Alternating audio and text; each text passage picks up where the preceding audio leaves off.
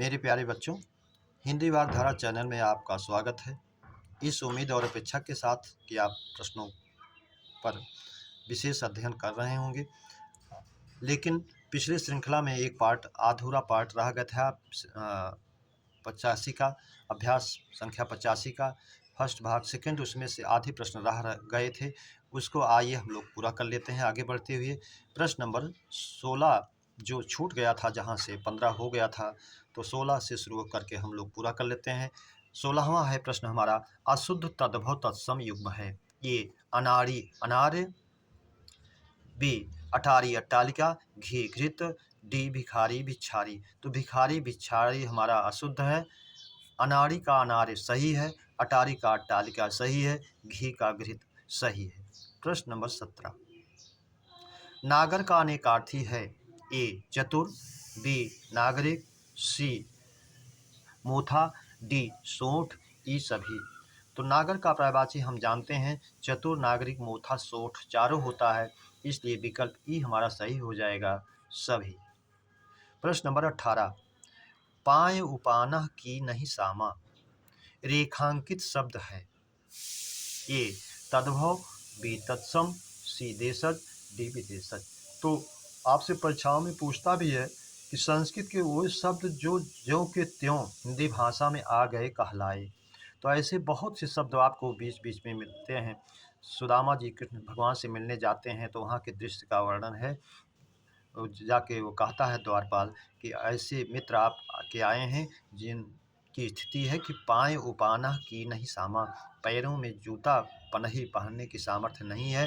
तो ये उपाना जो है ये तत्सम है और संस्कृत से आया है, इसलिए ये तद्भव नहीं है, देशज नहीं है, विदेशज नहीं है। विकल्प भी हमारा सही हो जाएगा, तत्सम। प्रश्न नंबर 19, उसने रोटी खाकर और रोटी मांगी में रेखांकित में विशेषण है। ए संख्यावाचक, परिमाणवाचक, सी गुणवाचक, डी कोई नहीं। तो उसने रोटी खाकर और रोटी मांगी, तो यहाँ रोटी जो है एक रोटी मांगी, दो रोटी मांगी, ऐसा कुछ दर्शाया नहीं गया है, इसलिए संख्यावाचक में अनिश्चित संख्यावाचक में जाएगा। विकल्प ए हमारा सही हो जाएगा, संख्यावाचक। प्रश्न नंबर 20, वह गृह कार्य पूर्ण कर भोजन किया में क्रिया है। ए पूर्वकालिक, बी तात्कालिक, सी प्रेरणार्थक, डी नाम धातु। नाम धातु नहीं है क्योंकि संज्ञा सर्वनाम विशेषण से नहीं बनी है। प्रेरणार्थक नहीं है क्योंकि कर्ता स्वयं ना कार्य करके दूसरे से नहीं करवा रहा है। बी तात्कालिक नहीं है कि समय का अंतर ना होकर क्रम का अंतर है, ऐसा नहीं है। पूर्वकालिक, कर्ता एक कार्य को पूरा कर तब दूसरा कार्य किया, गृह कार्य को पूरा करने के बाद भोजन का कार्य किया, तो पहले होने वाली क्रिया में पूर्वकालिक क्रिया होती है, इसलिए विकल्प ए हमारा सही हो जाएगा, पूर्वकालिक। प्रश्न नंबर 21, सर्वनाम की संख्या है। ए 8, बी 9, सी 10, डी 11। तो सर्वनाम का भेद पूछता है तो आप 6 बताते हैं, और सर्वनाम की संख्या पूछता है तो आप 11 बताते हैं, और 11 को आप काउंट भी कर लेते हैं, इसलिए विकल्प डी हमारा सही हो जाएगा, 11। प्रश्न नंबर 22, जब वर्णों की आवृत्ति 2 या 2 से अधिक बार हो तो अलंकार होगा। वृत्यानुसार अनुप्रास, बी छेका अनुप्रास, सी लाटा अनुप्रास, डी कोई नहीं। तो अनुप्रास के भेद में कभी कभी अंदर जाके उसके विभेद को भी पूछ लेता है, इसलिए आप उसको भी जानिए। जब वर्णों की आवृत्ति एक बार होती है तो वहाँ पर छेका अनुप्रास होता है। जैसे आप कहते हैं सूर समर करनी करें। अब सूर समर में एक बार आवृत्ति हुई, एक बार मूल था। करनी करें, एक करनी मूल था, करही एक बार, 2 बार हो गया, दूसरी बार हो गया। इसको चाहे कहें कि एक बार आवृत्ति, चाहे 2 बार, जैसे भी आप समझें। लेकिन जब 2 बार से अधिक की आवृत्ति होती है या 2 बार होती है तो वहाँ पर जो है ये हो जाता है आपका वृत्यानुप्रास, 2 से अधिक बार जब हो। जैसे तरण तनुजा तट तमाल तरुवर, रघुपति राघव राजा राम, बनन में बागन में बगरो बसंत हैं, ये सब आपके वृत्यानुप्रास में जाते हैं, इसलिए विकल्प ये सही हो जाएगा, वृत्यानुप्रास। लाटा अनुप्रास में वर्णों की आवृत्ति ना होकर वाक्य या उपवाक्य होती है आवृत्ति। जैसे पूत सपूत क्यों धन संचय, पूत कपूत क्यों धन संचय। इसी तरह से अंत्यानुप्रास में अंतिम वर्ण मिलता है। प्रभु जी तुम चंदन हम पाती, जाकी ज्योति जले दिन राती, तो ती ती लास्ट में आ रहा है। और उसके बाद अंतिम में होता है जो आपका श्रुत्यानुप्रास, जो मधुर भाव लिए होता है। तो इस तरह से इसके पांचों भेद को आप जानते रहें। प्रश्न नंबर 23, रोला और उल्लाला मिलकर कौन छंद बनाते हैं? तो कुंडलियाँ, छप्पय, वर्णिक, गीतिका। तो आप जानते हैं दोहा और रोला मिलकर के कुंडलियाँ छंद बनाते हैं, और रोला और उल्लाला मिलकर के छप्पय बनाते हैं, जो पूछा गया है। विषम मात्रिक छंद है, इसलिए विकल्प भी हमारा सही हो जाएगा, छप्पय। प्रश्न नंबर 24, संयुक्त श्रृंगार को रसराज की मान्यता दी? आचार्य भोजराज, बी रूप गोस्वामी, सी मम्मट, डी विश्वनाथ। तो अब रस को आप जानते हैं कि रस को मान्यता किसने दी? तो विश्वनाथ ने 10 दिया था, मम्मट ने 9वां रस माना था, रूप गोस्वामी ने 11वां भक्ति को माना था। लेकिन आचार्य भोजराज ने संयुक्त श्रृंगार को रसराज की मान्यता दी। तो संयोग श्रृंगार क्या, पूरे श्रृंगार को? संयोग श्रृंगार को तो आचार्य मतिराम ने दिया था, और श्रृंगार रस को, ये संयोग की बात नहीं, पूरे श्रृंगार को ही इन्होंने दिया था। तो श्रृंगार रस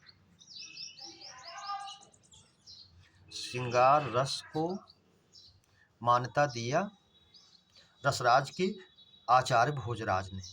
इन्होंने संयोग वियोग नहीं अलग किया।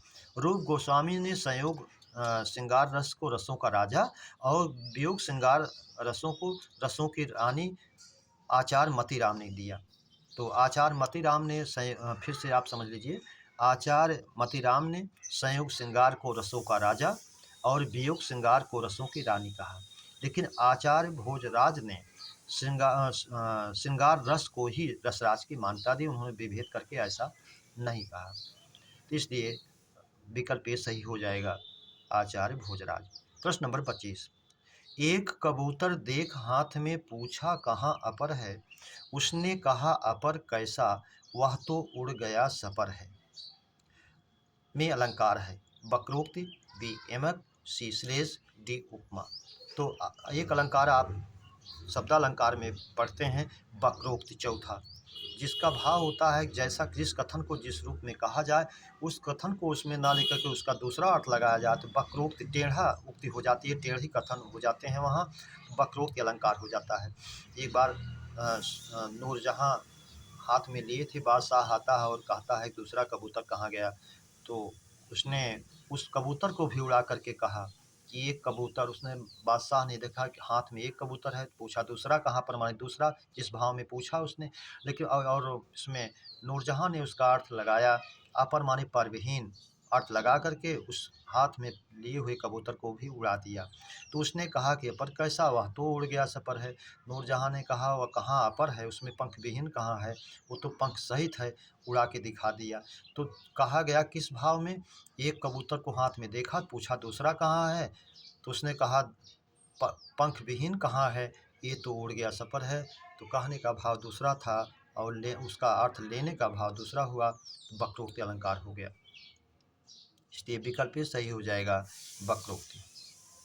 प्रश्न नंबर 26, हिंदी का स्वयं का विराम चिन्ह है?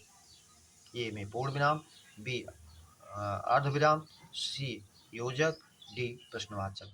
तो हिंदी का स्वयं का अपना विराम चिन्ह है पूर्ण विराम, जो संस्कृत से लिया गया है, इसलिए इसका स्वयं का चिन्ह है पूर्ण विराम, विकल्प ए।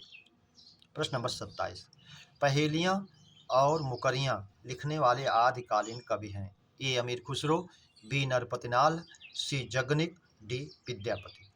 तो आप जानते हैं पहेलियाँ और मुकरियाँ लिखने वाले आदिकालीन कवि अमीर खुसरो जी हैं, इसलिए विकल्प ए हमारा सही हो जाएगा, अमीर खुसरो। प्रश्न नंबर 28, अगहन का तत्सम है? ए अग्रहायण, बी अग्रहण, सी अग्रहाण, डी कोई नहीं। तो अगहन का तत्सम अग्रहायण होता है, इसलिए विकल्प ए हमारा सही हो जाएगा। प्रश्न नंबर 29, स्वाभिमान में संधि है? दीर्घ स्वर संधि, गुण स्वर संधि, वृद्धि स्वर संधि, अयाद स्वर संधि। तो स्व प्लस अभिमान, स्वाभिमान, अ और आ मिलकर के दीर्घ आ बन रहे हैं, इसलिए दीर्घ स्वर संधि होगी। प्रश्न नंबर 30, यह ताले की चाबी है में कारक है? ई संप्रदान, बी करण, सी संबंध, डी अधिकरण।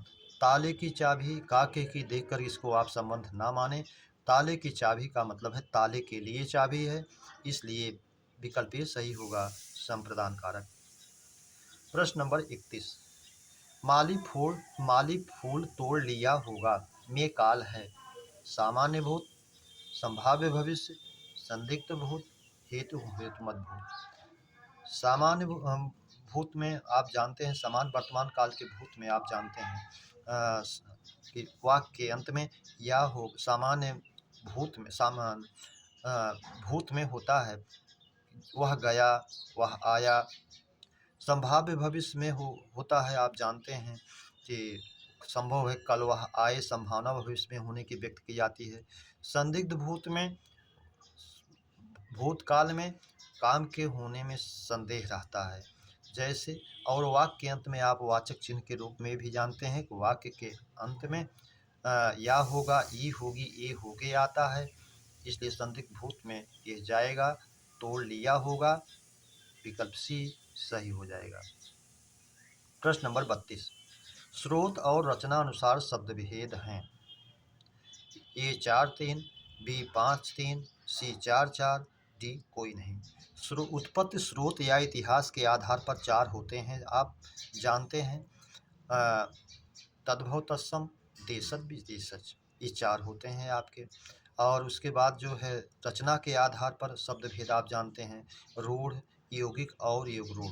तो उत्पत्ति, स्रोत या इतिहास के आधार पर 4 और रचना के अनुसार या बनावट के अनुसार 3।